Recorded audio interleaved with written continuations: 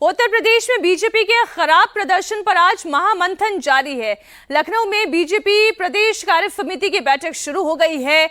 Meeting में BJP और राष्ट्रीय अध्यक्ष जेपी नड्डा, सीएम योगी आदित्यनाथ के अलावा करीब 2,500 कार्यकर्ता और नेता शामिल होने के लिए पहुंचे हैं। यूपी पर बीजेपी की इस मीटिंग में लोकसभा चुनाव में जिन जिन सीटों पर पार्टी की हार हुई है उसी पर मंथन किया जा रहा है। हार की क्या वजह रही, अधिकारियों को लेकर पब्लिक में क्यों नाराजगी है, तहसील, थानों और दूसरे सरकारी दफ्तरों में पार्टी कार्यकर्ताओं की सुनवाई हो रही है या नहीं हो रही है, नहीं हो रही है तो क्यों नहीं हो रही है, इन सभी मुद्दों पर आज की मीटिंग में इन तमाम टॉपिक्स को कवर किया जाएगा। इस मंथन में प्रदेश, मंडल, जिला और बूथ लेवल तक की समीक्षा की जाएगी।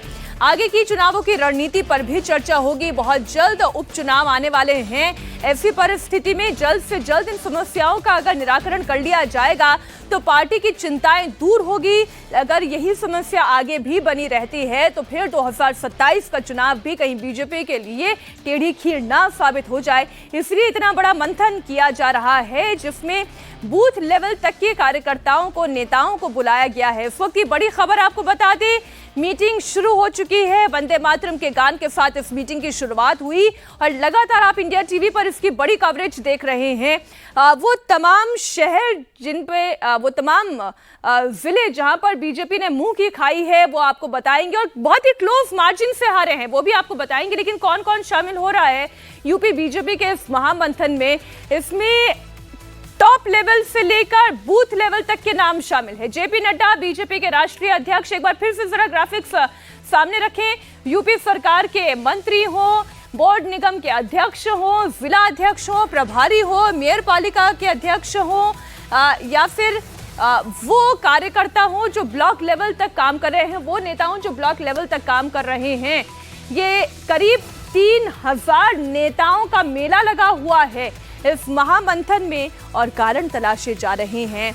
यूपी बीजेपी क्यों हारी, या फिर यूं कहा जाए कि इतनी क्लोज मार्जिन से क्यों हारी। पहला तो ये कि अधिकारियों के खिलाफ क्या जनता की नाराजगी रही, अगर नाराजगी रही तो फिर उसे दूर करने की आवश्यकता है। दूसरा कारण ये है कि नेताओं और कार्यकर्ताओं की सुनवाई नहीं हुई। कई नेताओं का तो यहाँ तक कहना है कि सांसद और विधायक के बीच में भी नहीं बनती या हमारे अधिकारी नहीं सुनते, इस तरीके की भी समस्या रही है। लोकसभा चुनाव में जिन सीटों पर हार हुई उन सीटों पर मंथन किया जा रहा है।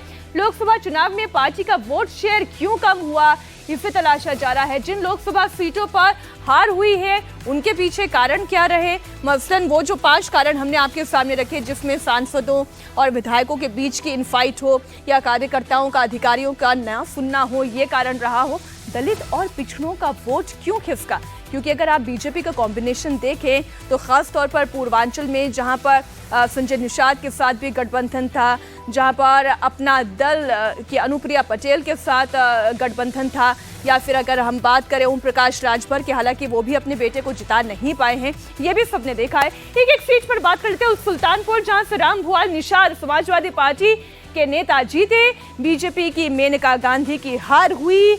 ये हार जो है, ये मार्जिन आप देखें सुल्तानपुर से मात्र 43,174 का मार्जिन रहा। मेनका गांधी जो कि एक पॉपुलर फेस रही हैं, वो सुल्तानपुर से चुनाव लड़ रही थी और इतने क्लोज मार्जिन के साथ हार गई।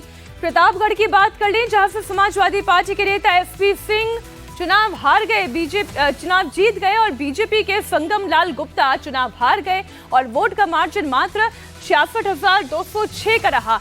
अगली सीट आप देखिए करके वो तमाम सीटें आपके सामने रख रहे हैं जहां पर बीजेपी की हार हुई, इंडिया ब्लॉक की जीत हुई। समाजवादी पार्टी के कृपा शंकर पटेल बांदा से चुनाव जीत गए, बीजेपी के आरके सिंह पटेल यहां से चुनाव हारे। वोट का मार्जिन 1 लाख से भी कम यानी 71,210 का वोट मार्जिन रहा। अगली सीट इलाहाबाद की सीट जहां से कांग्रेस के नेता उज्जवल रमन सिंह चुनाव जीत गए, बीजेपी के नीरज त्रिपाठी चुनाव हारे और वोट का मार्जिन रहा 58,795 सीट। ये तमाम वो सीट है जो पिछले चुनाव में बीजेपी जीती थी। अब यहाँ पर हार के पीछे कारण क्या रहा है इसे समझना जरूरी है। मोहनलालगंज की बात कर ले, समाजवादी पार्टी के आरके चौधरी जीते बीजेपी के कौशल किशोर, हारे, वोट का मार्जिन 70,292 का रहा। अब ये देखिए अगली सीट मोहनलालगंज के बाद जहां से इंडिया ब्लॉक की जीत हुई, जालौन नारायण दास अहिरवार जीत गए। बीजेपी के भानु प्रताप सिंह वर्मा हार गए। 53,898 वोट का ही मात्र मार्जिन रहा। ये वो मार्जिन था जिसे कम किया जा सकता था, या फैजाबाद की सीट जहां से बीजेपी आसानी से जीत सकती थी, लेकिन लल्लू सिंह का एक बयान कैसे बीजेपी पर ओवरऑल उत्तर प्रदेश में भारी पड़ गया, ये तस्वीरें हमने देखी हैं। विशाल प्रताप सिंह इस वक्त हमारे साथ जुड़ गए। विशाल, देखिए आपने बहुत सारे नेताओं से बात की और चुनाव के नतीजे के आने के बाद से आप लगातार बातचीत कर रहे हैं। जो मंथन की रिपोर्ट है वो कब सार्वजनिक की जाएगी, अगर सार्वजनिक की भी जाएगी या नहीं की जाएगी?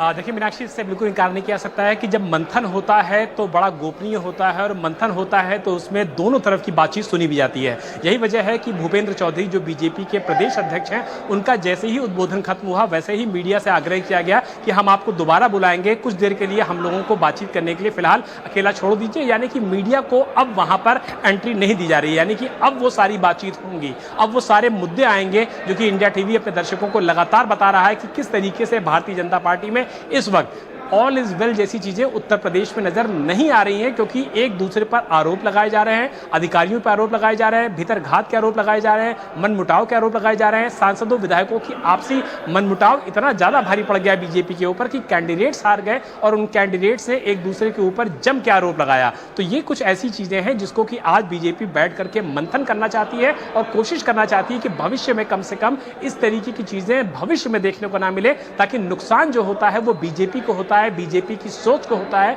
बीजेपी के परसेप्शन को होता है।